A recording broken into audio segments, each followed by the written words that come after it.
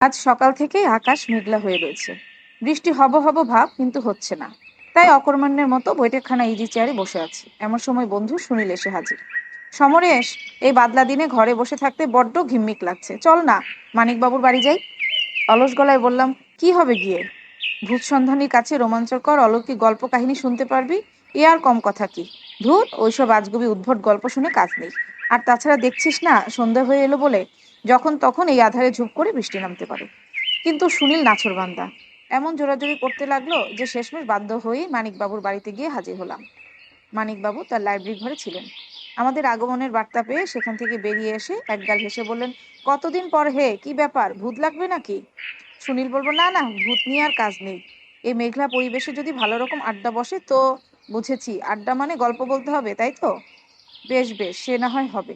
তবে তার আগে তোমাদের কোথায় বসবার ব্যবস্থা করি। হ্যাঁ চলো, বারান্দায় চলো। শীতল হাওয়ায় বাদলাকে উপভোগ করে না হয় আসর বসবে, কি বলো? নিশ্চয়ই। আমরা সবাই দোতলার বারান্দায় গিয়ে উঠলাম। আকাশ একদম অন্ধকার হয়ে আছে। মাঝে মাঝে হাওয়া বইছে মন্থর ভাবে। আর দেখা যাচ্ছিল কলকাতার ঝলসে ওঠা ইলেকট্রিক আলোর সম্মিলিত ঝলকানি। মানিকবাবু ফরাসটা আরেকটু মেলে ধরে আরাম করে বসলেন। বললেন, কি গল্প শুনতে চাও হে? সুনীল বলল, এই জমাটি পরিবেশে একখানা ভয়ঙ্কর গল্প বললে মন্দ হয় না। আমি সুনীলের কথায় সায় দিয়ে বললাম, তাই বলুন না হয়, একটু হলেও মনের বিরক্তিটা কাটে। মানিকবাবু মৃদু হেসে উঠলেন। বিরক্তি লাগে বই কি। তোমরা শহুরে সাহেবেরা বর্ষার মর্ম আর কি বুঝবে? সামনে ইটের পাঁচিল, দালান, গাড়ি, বাস, কারখানা, এগুলোর মধ্যে তো আর বর্ষার অন্তরে স্নিগ্ধতা ফুটে ওঠে না। শহরে আসলে শুধুই রুক্ষতা। এই সময় ছেলেবেলায় যখন গ্রামে ছিলাম তখন বর্ষা নামলে আনন্দ দেখে কে। কাঁধে বড়শি পুটলি ঝুলিয়ে চলে যেতাম বিলের ধারে। বিলের জল তখন পার বেয়ে ডাঙায় উঠে আসতো, আর সঙ্গে মাছ। সকলে হৈ হৈ করে বড়শি ফেলে পুটলির মধ্যে মাছ ভর্তি করে মহানন্দে কাদা জলে একাকার হয়ে বাড়িতে ছুটে আসতাম। সন্ধ্যের দিকে হাওয়া বইতো, উৎসুক মনে তুলসী বেদির মূল্যমান শিখাটার দিকে চেয়ে থাকতাম। শোনা যেত ব্যাঙের ডাক, ঝিঝির ডাক। আকাশের দিকে তাকালে কখনোই মহাকালো মনে হতো না। ছোট ছোট অগণিত জোনাকির যে ক্রমবর্ধমান জৈবিক আলো, তার কাছে এই বিদ্যুতের বাতি অনেক নিচে। যে গ্রামে থাকে বা বড় হয়েছে সেই ষড়ঋতুর আদরটা খুব ভালোভাবে পায়। বললাম, যখন ছেলেবেলাকে একটু স্পর্শ করলেন তো একটা ছেলেবেলার গল্প হোক। ছেলেবেলায় কি কোনো অলৌকিক ঘটনার সম্মুখীন হয়েছেন? মানিকবাবু মাথা নাড়লেন। তা তো হয়েইছি, শুনতে চাও? সুনীল অত্যন্ত উৎসাহের সঙ্গে বলল, অবশ্যই, বলুন না। ওহে দুলাল, 3 কাপ চা আর বিস্কুট দিয়ে যাও দেখি, বলে মানিকবাবু বলতে আরম্ভ করলেন। আমার বয়স তখন 8 বছর হবে। কিন্তু 8 বছর হলে কি হবে? গায়ের লোকে বলতো আমার মগজ নাকি তখন 15-16 বছরের ছেলের সমান। সে সময় থেকেই পরিস্থিতির ভাবগতিকে ধীরে ধীরে বুঝতে শিখেছিলাম। আমাদের সম্মিলিত পরিবারের টুকটাক অভ্যন্তরীণ জটিল ঝামেলাগুলো মাঝে মধ্যে তখন বোঝার চেষ্টা করতাম। কিন্তু বেশি নাক গলানোর সাহস হতো না। ছেলে মানুষই, দুরন্ত মন, হয়তো একটু ভাবে পড়ল। বাড়ির মুরব্বীদের কড়া রাশভারী নির্দেশনায় সেরকম পরিস্থিতি আর থাকতেই বা কই। তাই বেশিরভাগ সময় চুপসে যেতাম। আমাদের বাড়ির পরের বাড়িটা ছিল বীরেন কাকাদের। বেশ সচ্ছল লোক তারা, ভালো ভদ্র বংশের। বীরেন কাকার ছোট ছেলে রাম ছিল আমার বেশ অন্তরঙ্গ বন্ধু। ছোটবেলায় দুজনের প্রচুর ভাব ছিল। দুজনে যে কত খেলেছি, গেয়েছি, রূপকথার গল্প বলেছি তার ইয়ত্তা নেই। বীরেন কাকার সঙ্গে বাবা জ্যাঠারা বরাবরই খুব ভালো সখ্যতা ছিল। ওনারা রোজ বৈঠকখানায় কত শত গল্প নিয়ে আড্ডায় বসতেন। বাপরে বাপ, সে আড্ডা শেষ হতে 2-3 ঘন্টা তো লাগতোই। সেদিন শ্রাবণ মাসের সন্ধ্যা। সকাল থেকে দুপুর পর্যন্ত আকাশ শুধু ভার হয়েছিল। কিন্তু বিকেল নাগাদ সে ভার আর বইতে না পেরে শুরু হলো ঝমঝম করে অঝোর ধারায় বৃষ্টি। গ্রামে তখন সবে বিদ্যুৎ এসেছিল। একটু আধটু বৃষ্টি হলেই ফস করে চলে যেত কারেন্ট। তখন অবশ্য এখনকার মতো বিরক্তি লাগতো না। গ্রামের পরিবেশ, পাশে বিল, আবহাওয়া অনেকটা নাতিশীতোষ্ণ থাকতো। তখন অবশ্য বিদ্যুৎ সবে এলেও লণ্ঠন আর প্রদীপের রেওয়াজ কমেনি। বাবা জ্যাঠা তখন বৈঠকখানায় বসে গল্প করছিলেন। আমি একটা কোণে চুপচাপ বসে লণ্ঠনের আলোয় ঠাকুরদার হাতে লেখা একটা বাংলা পুঁথি পড়ছিলাম। আমার ঠাকুরদা ভূত প্রেত নিয়ে বিস্তর চর্চা করতেন।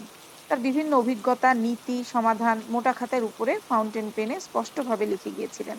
সেটারই একটা পড়ছিলাম। এমন সময় বীরেন কাকা হঠাৎ বৈঠকখানায় ঢুকলেন। তার মুখ থেকে একটা অস্ফুট ক্ষীণ আওয়াজ শুনে চমকে উঠলাম। বৃষ্টিতে ভিজে একাকার হয়ে গেছেন বীরেন কাকা। চোখ দুটো বিস্ফোরিত, উদ্ভ্রান্ত মুখে বাবার দিকে তাকিয়ে রয়েছেন এক দৃষ্টিতে। বাবা ব্যস্তভাবে বললেন, কি হলো বীরেন, ব্যাপার কি? বীরেন কাকা চুপ করে রইলেন। আহ বীরেন, হলো কি, এমন দেখাচ্ছে কেন তোমায়? বীরেন কাকা ধীরে ধীরে বললেন, রামকে প্রেতে ধরেছে। জ্যাঠামশাই বিরক্ত হয়ে বললেন, কি যাতা বলছো? আজ দুপুরের দিকে রাম অনলের সঙ্গে চাটুর্যে বাড়ির আমবাগানের ওখানকায় গিয়েছিল। ভর দুপুর তখন। সেই আমবাগান থেকে গোটা কতক ছোট চারা তুলে আনলো খোলা মাঠে লাগাবে বলে। তারা দুজন যখন বাড়ি ফিরছিল তখন রাম ফড়িং ধরার তালে পিছিয়ে পড়ল। তখনই ঘটল ঘটনাটা। সে বড় তাল গাছটার সামনে যেতেই রাম হঠাৎ পিছলে পড়ে গেল। শ্রাবণ মাস, বৃষ্টিতে সব থই থই করছে। কাদা টাদা থাকা খুবই স্বাভাবিক। পেছলও থাকবে সব, বাবা বললেন। সেটা ঠিক, কিন্তু এখান থেকে অন্য একটা ব্যাপার ঘটল। তাল গাছের জায়গাটা স্যাঁতসেঁতে হয়ে পিছলে হয়ে আছে ঠিকই, তবে তার জন্য রাম পড়ে যায়নি। বীরেন কাকা অত্যন্ত ভয়ার্থ কণ্ঠে কথাগুলো বলছিলেন। সে প্রেতের গায়ে পা দিয়েছে, আর সে আত্মা রামের উপর ভর করেছে। বাবা প্রায় আঁতকে উঠলেন। বলো কি হে? বীরেন কাকা আবারও চুপ করে বিমর্ষ হয়ে বসে রইলেন। আমাদের এই জাগতিক দিনগুলো কিন্তু বড্ড রহস্যময়। দিনের পর যে রাত আসে, তারপর আবার দিন। এসবের মধ্যেও এক বুড়ো অলৌকিক কারণ রয়েছে। তন্দ্রাক্ষণ আর লিঙ্গক্ষণের যে যৌগিক মিলন, তার জেরে কতগুলো অস্তিত্বময় জৈবিক চলমান সাধিত হয়। আবার তার সঙ্গে সঙ্গে শুরু হয় সরল রেখার মতো অশুভ শক্তির পদব্রজ। আমরা আসলে এইসব গুহ্য ব্যাপারে কিছুই ভাবি না। পৃথিবীর আনাচে কানাচে কত শত রহস্য লুকিয়ে আছে। সেটা কি আর কেউ বোঝে? ভাবারই যখন সময় নেই, তো বুঝবে কি করে? শাস্ত্রের দিন সন্ধিক্ষণের কথা লেখা আছে। তার মধ্যে 12টা দিন সন্ধিক্ষণ অন্যতম হলেও তোমাদের কাছে শুধু 4টে মুখ্য সন্ধিক্ষণের কথা বলছি, কারণ অত জটিল জিনিস তোমাদের মাথায় ঢুকবে না। সেই 4টে সন্ধিক্ষণ হলো ভোর, দুপুর, সন্ধ্যা আর মধ্যরাত্রি। এই সন্ধিক্ষণ বড় খারাপ সময়। এই সময়ে যে কোনো মানুষের বিপদের সম্ভাবনা বহুগুণ বেড়ে যায়। সে সময় নানা অজাগতিক শক্তির প্রভাব সব জায়গায় ছেয়ে যায়, যা আমাদের ভারসাম্যে বিচ্যুতি ঘটায়। এছাড়াও আরেকটা কারণ আছে। এই সময়ে অপদেবতাদের আনাগোনা শুরু হয়। সেজন্য মা মাসিরা বলতেন, বাবা, সন্ধিক্ষণে বাইরে বের হোস না। কারোর মধ্যে যদি সুলক্ষণ কুলক্ষণ দুটোই অঙ্কুরিত থাকে, তো তার ভেতর অপদেবতারা বাসা বাঁধে। দুপুর আর সন্ধে, এ দুটো বেশি খারাপ সময়। সন্ধ্যের দিকে অপদেবতারা হেঁটে চলে বেড়ায়, কিন্তু দুপুরে তাদের বুড়ো স্বাভাবিক স্বভাব অনুযায়ী তারা গাছে পরিবেষ্টিত জায়গায় থাকতে বেশি পছন্দ করে। তাই ভর দুপুরে কোনো সময় মাথা উঁচু করে একা একা নির্জনে বড় গাছের তলা বা জঙ্গলের ভেতর দিয়ে যেতে নেই। আমরা বীরেন কাকার এসব ঘটনা সম্পর্কিত কথা শুনে কতক্ষণ নীরব হয়ে রইলাম। বাইরে থেকে অঝোর ধারায় পতিত হওয়া বৃষ্টির শ্রুতিমধুর শব্দ শুধু কানে ভেসে আসছিল, আর মাঝে মাঝে কয়েকটা ব্যাঙের ডাক। আমি তখন ঠাকুরদার পাণ্ডুলিপিটা বন্ধ করে একপাশে রেখে দিলাম, শুধু চেয়ে রইলাম বীরেন কাকার দিকে। কতক্ষণ পর বীরেন কাকা ধরা গলায় বললেন, চলুন, ছেলেটার অবস্থা একবার দেখে আসুন, তারপর একটা পরামর্শ করা যাবে। আমি ভেবেছিলাম বাবা হয়তো আমাকে সঙ্গে নেবেন না, কিন্তু বাবা ছাতাটা খুলে মাথায় ধরে বললেন, চল, তোর রামের অবস্থাটা একবার দেখে আসি গে। বীরেন কাকার বাড়িতে ঢুকেই দেখলাম আজব কাণ্ড। সারা ঘরময় ধূপের ধোঁয়ায় ভরে আছে। ধোঁয়ার স্তর এতই বেশি হয়ে গিয়েছিল যে ক্ষণিকের জন্য মনে হয়েছিল বুঝি সামনে হঠাৎ মেঘ এসে হাজির হয়েছে। সামনের উঠোনে রামের মা, মানে কাকিমা, উস্কো খুস্কো চুলে অসহায়ের মতো বসে আছে। ওনার পাশে অনলদা গভীর মুখে জড়সড় হয়ে দাঁড়িয়ে আছে। রামের খবরটা যে ইতিমধ্যে অনেক দূরে পৌঁছে গিয়েছিল, তাতে কোনো সন্দেহ নেই, কারণ আমাদের কষ্ট করে ভিড় ঠেলে বাড়ির ভিতরে ঢুকতে হয়েছিল। বীরেন কাকা বললেন, রাম তার ঘর থেকে একটু বের হচ্ছে না, বুঝলেন? আপনারা একবার কষ্ট করে তার ঘরে চলুন। মানিকবাবু একটু থামতেই সুনীল হঠাৎ প্রশ্ন করলো, আচ্ছা মানিকবাবু, বলছিলেন না তখন জোর বৃষ্টি হচ্ছিল? তো এই ভরা বৃষ্টিতে খবর পেয়ে এখানে ওখান থেকে মানুষ চলে আসা একটু অস্বাভাবিক ব্যাপার নয় কি? সুনীলের কথায় মানিকবাবু হেসে বললেন, তখনকার দিনে গায়ে একটা লোকের দুঃখতে 10টা লোক কাঁদত। গ্রামের সামাজিক বন্ধন ছিল অত্যন্ত নিবিড়। যাই হতো না কেন, সকলেই যেভাবে পারুক চলে আসতো। তোমরা বা আবার এসব বুঝবেই কি? এমনই কথা বাদই দিলাম। লোকে যখন শোনে অমুককে প্রেতে ধরেছে, তাহলে কি তাদের কৌতূহলে দমিয়ে রাখা যায়? অলৌকিক আর অস্বাভাবিক জিনিস সকলেই দেখতে চায়, বুঝলে? যাকগে, এখন ঘটনার দিকে আসি। বীরেন কাকাদের বাড়ির একদম দক্ষিণ কোণার ঘরটা ছিল রামের। বড় সড়ো, মোটের উপর বেশ ভালো ঘর। বিশেষ আসবাব নেই সেখানে। আশেপাশে ঘুড়ি, লাটাই, লাট্টু ইত্যাদি হরেক রকম খেলনা আর সরঞ্জাম অগোছালো হয়ে পড়ে আছে। বোঝাই যায় এসব নিয়ে বেশ ঘাটাঘাটি হয়। আমরা রামের ঘরের সামনে গিয়েই থমকে দাঁড়ালাম। ঘরের ভিতর বেশ করে 4টে প্রদীপ আর 2টো হারিকেন জ্বলছিল। তাদের সম্মিলিত আলোয় ঘরের আনাজ কানাজ ভরে গেছে। মনে হচ্ছিল কোনো মজলিস বসবে এখানে, তাই এত আলো জ্বালানো হয়েছে। কিন্তু এটা অপ্রত্যাশিত আর ভয়ঙ্কর দৃশ্য দেখার পর মনের ভিতর আলো আধারী ধারণাটা একেবারে লোপ পেয়ে গেল।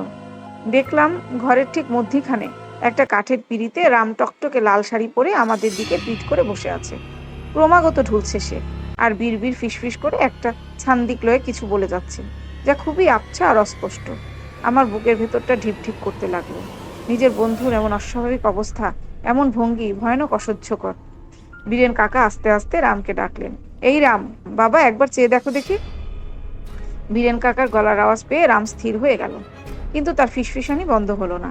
সে ধীরে ধীরে ঘাড়টা ঘুরিয়ে আমাদের দিকে তাকালো। তার চোখের তীব্র চাহনি, রক্ত মাখা টাঙা ঠোঁট আর সিঁদুর ভর্তি চুল দেখে সে সময় কি ভয় পেয়েছিলাম সেটা তোমাদের বলে বোঝাতে পারবো না। আরেকটু হলে হয়তো চিৎকার করে অজ্ঞান হয়ে যেতাম। ভাগ্যিস বাবা সে সময় আমার কাঁধটা চেপে ধরেছিলেন।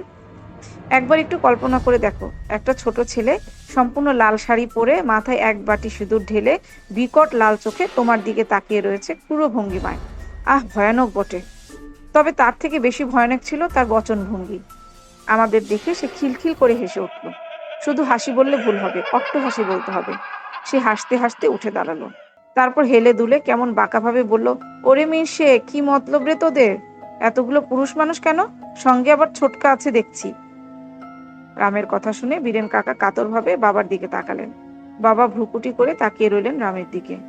বাবার ভ্রুকুটি করার কারণটা বুঝতে পারলাম। রামের কণ্ঠস্বর একদম মেয়ে মানুষের মতো, অবিকল গলা, তাতে কোনো সন্দেহই নেই। সে যে হাসছে সেটাও মেয়ে মানুষের মতন। আমার বাবা যে একজন ছোটখাটো তান্ত্রিক ছিল সেটা তো তোমাদের আগেই বলেছি। অবশ্য তান্ত্রিক বলতে যে সংজ্ঞাটা বোঝায় সেটা অবশ্য বাবার মধ্যে একটুও ছিল না। কিন্তু বাবা টুকটাক সহ মন্ত্রতন্ত্র অনেক কিছু করতে পারতেন। বাবা ছিল গ্রামের প্রধান পুরোহিত এবং তন্ত্রসাধক। লোকে শ্রদ্ধা করে বাবাকে ঠাকুরকর্তা বলে ডাকত। বাবা এসব ভূত প্রেত ডাকিনী শাকিনী দূর করতে বা বশ করতে জানতেন। কয়েকবার দেখিয়েছি তাকে এসব করতে। বাবা বীরেন কাকার দিকে তাকিয়ে চাপা সুরে বললেন, অপঘাতে মরা এক স্ত্রীলোকের আত্মা তোমার ছেলের শরীরে ঢুকেছে। তাকে যদি এখন প্রশ্ন করি উত্তর দিবে কি? বীরেন কাকা আতঙ্কগ্রস্ত হয়ে বললেন, অপঘাতে মরা, তার উপর স্ত্রীলোক, কিছু ব্যবস্থা করুন। তো বিশেষ কথা বলছে না কারো সঙ্গে। রাম তখনও আমার দিকে ক্রূর দৃষ্টিতে তাকিয়ে রয়েছে। তার পেছনে একটা কালো ছায়া দেখতে পেলাম এবার। এতক্ষণ সে ছায়া ছিল না, হঠাৎ কোথা থেকে কেমন করে এসে ধীরে ধীরে রামের পেছনে ঘনীভূত হতে লাগলো। মনে হলো এক অপছায়া কোনো বিকৃত সুযোগের আভাসে নিদারুণ হিংস্রতায় রামের শরীরকে গ্রাস করতে চায়। স্তম্ভিত মুহূর্তের তরঙ্গময়তার আশ্চর্য বিভীষিকা গোটা বাড়িটাকে ম্লান করে দিয়েছিল। বাবা বললেন, শোনো বীরেন, একটা কাজ করো, এক ঘটি জল নিয়ে এসো। মন্ত্র পড়ে জল শুদ্ধি করে চারপাশে গৃহবন্ধন দিতে হবে, না হলে যখন তখন বেরিয়ে যেতে পারে। তার হাবভাব মোটেও ভালো ঠেকছে না। যাও, দ্রুত নিয়ে এসো। বীরেন কাকা দৌড়ে এক ঘটি জল নিয়ে এলেন। বাবা সেই ঘটি থেকে জল নিয়ে মন্ত্র পড়ে বাড়ির সব জায়গায় ছিটিয়ে দিয়ে বললেন, আজ কৃষ্ণপক্ষের অমাবস্যা। ডাকিনী মতে গুরু সোম আর লগ্ন সোম পরস্পর অতিক্রম করবে ক্ষণটাকে। রামের শরীরে যে প্রেতাত্মা রয়েছে সে অতৃপ্ত এক নারী। শুধু নারী বললে ভুল হবে, অভিশপ্ত ডাকিনী সিদ্ধ একটা আত্মা। ডাকিনী শাস্ত্রে আছে, সবলীল ক্ষণে অর্থাৎ বর্তমানে ক্ষণে কোনো ডাকিনী সিদ্ধ অতৃপ্ত আত্মা যদি কারো শরীরে থাকে, সেই শরীরের উপর সর্বতভাবে নিজের শক্তি চাপিয়ে দেহের অধিকারী আত্মাটাকে মেরে ফেলে। তারপর ধীরে ধীরে এই বাড়িটাকেও নরককুণ্ড বানিয়ে ছাড়বে। বীরেন কাকা প্রশ্ন করলেন, এই যে ডাকিনী সিদ্ধ, সেটা বুঝলেন কেমন করে? ওই দেখো, তোমার ছেলের কপালের দিকে তাকাও, অবতল রেখার উপর সাপের মতো দুটো চিহ্ন দেখেছো? যারা ডাকিনী সিদ্ধ তাদের কপালে সবসময় ওই চিহ্নটা থাকে। সত্যিই তো, রামের কপালে সেরকমই একটা চিহ্ন। এতক্ষণ খেয়াল হয়নি। অবশ্য খেয়াল না হবারই কথা। সারা কপালে ঘন তেল সিঁদুরের মাখামাখি লেপন, তার মাঝখানে আবার বড় করে লাল টিপ দেওয়া হয়েছে সিঁদুর দিয়ে। বাবা আবার বললেন, আজ ঠিক মধ্যরাত্রে একটা পুজো করতে হবে, বুঝলে? আজকের দিনটা বড় খারাপ, ভুল ভাল পদক্ষেপ করতে পারে, আর তার ফলে যে চরম প্রাণ সংশয় হবে সেটা বলাই বাহুল্য। বেশি কিছু লাগবে না, শুধু সামনের জায়গাটায় একটা আসন তৈরি করে রেখো, আর বাড়ির সব বউ মেয়েদের আজ আমাদের বাড়ি পাঠিয়ে দাও।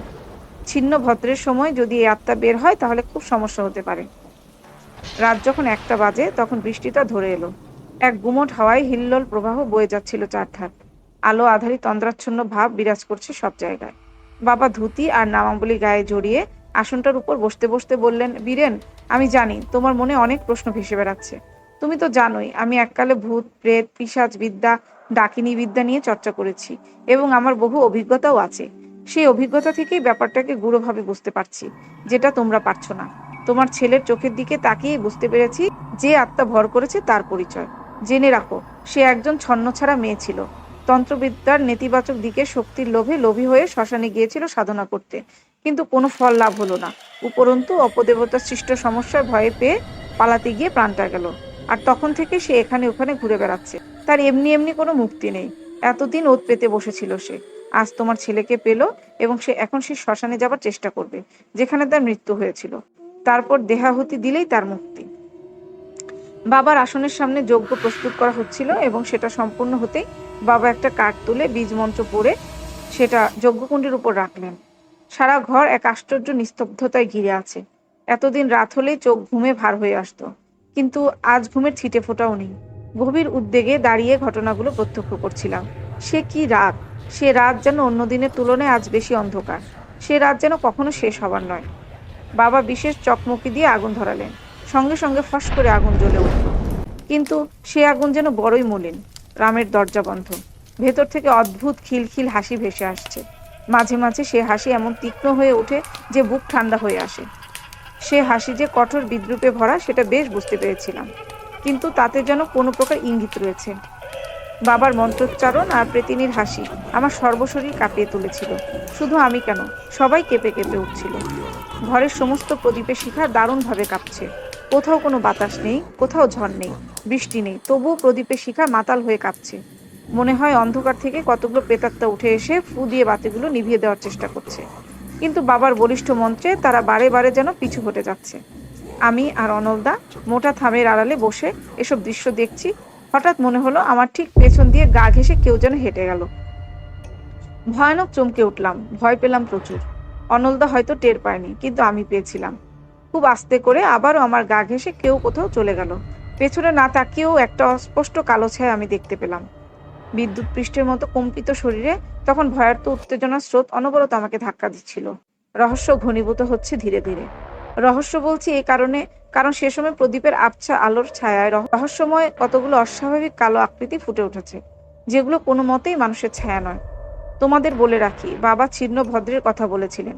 ছিন্ন ভদ্র হলো এমন একটি সময় যখন ডাকিনী সিদ্ধ মন্ত্র উচ্চারণ করে শয়তান আত্মাকে দেহ আধার থেকে বের হওয়ার আহ্বান করা হয়। আত্মা বের হতে বাধ্য, কিন্তু তখন আশপাশ থেকে অশুভ শক্তি সে প্রচেষ্টাকে বানচালের চেষ্টা করে এবং সুযোগ বুঝে সেই দেহস্থিত শয়তান আত্মাটিকে শক্তিশালী করে। তবে ছিন্নভদ্রের অভ্যন্তরীণ ব্যাপারটা আলাদা, বুঝলে? অজাগতিক নির্মমতা তখন সমস্ত সৎ ধারণাকে ধ্বংস করে দেবে। তখন কোনটা শুভ কোনটা অশুভ সব কল্পনাই কারোর মাথায় থাকবে না। সেই নির্মমতার এক আতঙ্ক রসনার জাদু আছে। চট করে বিনা কারণে ভয়ার্ত করে মনের মানসিকতাকে দুর্বল করে দেয়। সেই অনুভূতি সেদিনই প্রথম টের পেয়েছিলাম। বাবা তখন তার গোপন বীজমন্ত্র ছেড়ে তন্ত্র সিদ্ধান্তের মন্ত্র করেছেন। যজ্ঞকুণ্ডের আগুন তখন দাউ দাউ করে চলছে। এমন সময় হঠাৎ বদ্ধ ঘরের ভেতর থেকে এক আর্ত চিৎকার ভেসে এলো। সঙ্গে সঙ্গে ঘরের অর্ধেক প্রদীপ আর লণ্ঠন বিনা বাতাসে সম্পূর্ণ অলৌকিকভাবে নিভে গেল। উজ্জ্বল বাড়িটা নিমিষে আধা অন্ধকারের স্রোতে নিমজ্জিত হয়ে গেছে। বীরেন কাকাসহ আরো কয়েকজন দৌড়ে গিয়ে দরজায় ধাক্কা দিতে গেল। অমনি অকস্মাৎ বদ্ধ দরজাটা বিনা মাধ্যমে হাঁ করে খুলে গেল সকলের সামনে। সকলের সঙ্গে আমিও সেখানে গিয়ে উঁকি মারলাম। মেঝের উপর অজ্ঞান অবস্থায় পড়ে আছে রাম। ঠোঁটের কোণে সামান্য রক্তের দাগ। বীরেন কাকা ভয় পেয়ে কাছে সরে এসে রামকে বুকে টেনে নিলেন। বীরেন কাকার দেহ উত্তেজনায় কাঁপছে।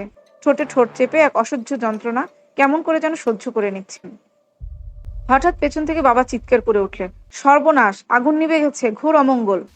উৎকণ্ঠার সঙ্গে সকল পেছন ফিরে দেখলাম আরেক ভয়াবহ দৃশ্য, যেটা কল্পনাও করতে পারেনি। একজন স্ত্রীলোক যার সারা শরীর সিঁদুরে মাখামাখি আর লাল টকটকে শাড়ি পরে আছে। সে দেখি আমি আর অনলদা যে থামের আড়ালে দাঁড়িয়েছিলাম ঠিক সেখানেই দাঁড়িয়ে আছি, আর বাবার যজ্ঞকুণ্ডের সকল কাঠগুলো ভিজে রয়েছে। সেই স্ত্রীলোকের আত্মাটির দৃষ্টি এতক্ষণ নিভে যাওয়া যজ্ঞকুণ্ডের দিকে ছিল। এখন সে দৃষ্টি ঘুরে গিয়ে আমাদের দিকে, বিশেষত বীরেন কাকার দিকে নিবদ্ধ হলো। তার মুখে একটা শয়তানি হাসি, কিন্তু তাতে যেন কোনো বেদনা লুকিয়ে আছে। সে কটমট করে বীরেন কাকার উদ্দেশ্য করে বলছে, মিনসে, চেনো আমাকে? আমি সুশীলা, চেনো তো? হ্যাঁ, বলে সে প্রেতিনী ক্রূর হাসি জুড়ে দিল। বাবা তার আসন ছেড়ে উঠে গম্ভীর মুখে বললেন, যজ্ঞের সমস্ত কাঠ নিজে থেকে ভিজে গেছে আর আগুনও নিভে গেছে। যজ্ঞের আগুন তখনই নিভে যায় যখন কোনো অশুভ আত্মার দৃষ্টি এই আগুনের উপর পড়ে। আমি তখন এতই হতভম্ব হয়ে গেছি যে কি হচ্ছে না হচ্ছে কিছুই বুঝলাম না। বাবার এমন মুখ কালো আগে কখনো দেখিনি আমি। বাবা কি ভয় পেয়েছেন? কারণ যত বিপদই আসুক না কেন বাবা কখনো আসন ছেড়ে যান না। সে আত্মাটিও ভয়ঙ্কর। তার উদ্দার লালচে চোখে মনের কোনো চিহ্ন নেই। সে যখন হাসে তখন মুখ থেকে রক্তের জমা ঢেউ যেন উথলে বেরিয়ে আসতে চায়, আর ডান কানের উপর মাথাটা ফেটে ক্ষত হয়ে রয়েছে। কি অসহ্যকর! প্রেতিনী বলল, মিনসে, তোমাকে না পেলে তোমার বংশের বাতি নিভে সব অন্ধকার হয়ে যাবে। ছারখার হয়ে যাবে তোমার সুখ। এসো আমার সঙ্গে। যেভাবে কামনার আগুনে জ্বলে পুড়ে আলিঙ্গন করতে, আজ সে আলিঙ্গন করতে চাই। সেই থেকে আজ কতদিন হয়ে গেল, ইচ্ছেটা পূরণ করো আমার। অবাক হয়ে দেখলাম বীরেন কাকা সযত্নে রামকে শুইয়ে কাঠের পুতুলের মতো ঘর ছেড়ে বেরিয়ে এলেন। তার চোখ স্থির, কোনো পলক পড়ে না, যেন পাথুরে চোখ। যান্ত্রক কণ্ঠে বললেন, চলো, যা ইচ্ছে তাই করো, যাতে তোমার মুক্তি হয়। পাপের প্রায়শ্চিত্ত তো একদিন করতেই হবে। বলে যে বের হলেন তার ফিরেও তাকালেন না, এলেনও না, সম্পূর্ণভাবে গুম হয়ে গেলেন। বলে মানিকবাবু চায়ের শেষ চুমুক দিয়ে থামলেন।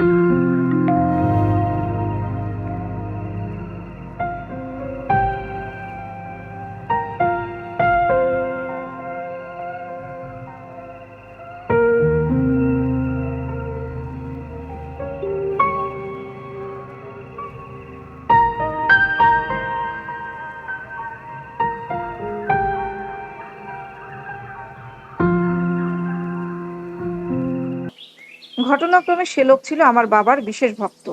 মনে প্রবল ভরসা নিয়ে এলো বাবার কাছে। সব শুনে টুনে বাবা প্রথম প্রথম অবিশ্বাস করেছিলেন। পরে লোকটা দৃঢ় চোখ আর মুখের দিকে তাকিয়ে বললেন, আচ্ছা দেখছি।